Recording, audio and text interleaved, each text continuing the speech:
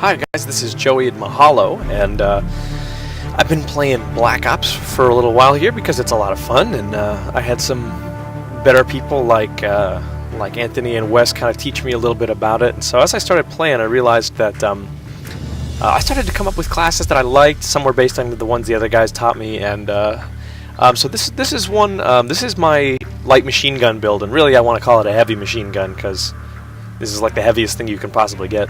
This is an M60 build. It's built around the M60. The M60 is a fantastic weapon if you've got the ability to just sit and put some rounds out. It's got a 100 round magazine on it, which means you will almost never have to reload. When you do have to reload, it takes so long that you're pretty much dead. But if you don't have to reload, then you don't have to worry about it. I'm using the M60 along with a grip.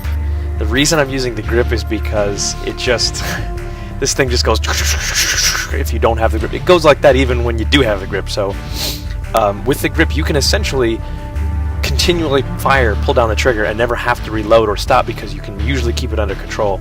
Using any of these things, you just have to reduce to burst fire so that you don't just go all over the place. But obviously our choices with the in the light machine gun realm are the RPK, which is a fine gun. It's not bad at all. The HK-21 is like, yeah, there's really, in my opinion, there's no reason to use this when you can use the RPK. The M60 obviously is, stats-wise, a little lower, but damage-wise much higher. Its accuracy, range, fire rate are lower than the RPK, for example, but boy, this thing will hit, and it will hit hard. The Stoner is also a really, really nice choice. Don't get me wrong, there's a great build for this. It's out there. If you like it, do it. It does only a little bit less damage than the M60. Its stats are all around better, but boy does this thing is really scary. It makes people freak out and you never have to reload. So that's what it is for the M60. Obviously the secondary, I just needed a pistol. Sometimes you gotta run really fast. If you whip out the pistol, you can run as fast as just about anything else. And I have it on full auto just because rarely do you have a chance to, I don't know, full auto, it's fun having a pistol with full auto. Other suggestions for that would probably either be extended mag or dual wield, just because if you have to pull out your weapon for whatever reason, pull out your secondary, you don't have very long. You don't have very long to mess around.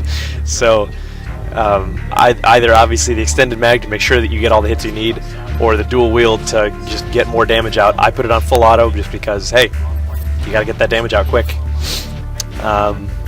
Obviously frag grenades, concussion grenades, claymore. I could probably change my claymore to like maybe a motion sensor, maybe a jammer, maybe a camera spike. I don't know, it really just depends on your play style, and I like claymores. I like getting those extra kills. Obviously the perks are important for this. Sleight of Hand Pro and Marathon Pro are kind of no-brainers in my mind. Sleight of Hand Pro, with this, you can bring the M60 up, still very slowly, but you can bring it up. And that's pretty important just because it's a slow-firing weapon that hits really hard. You need to be able to get it up as quick as possible. That's what she said.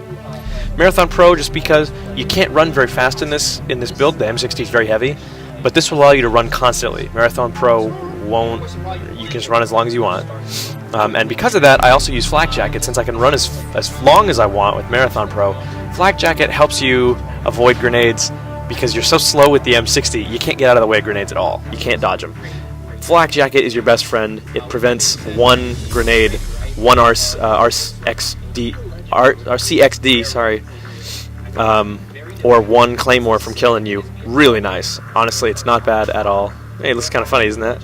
Yeah. So anyway, this is my M60 build, and while you're playing with this guy, just remember that the strength in it lies in the hitting power, not in its speed. So every time you turn a corner, like with almost all other builds, you need to make sure your gun is up and ready to fire.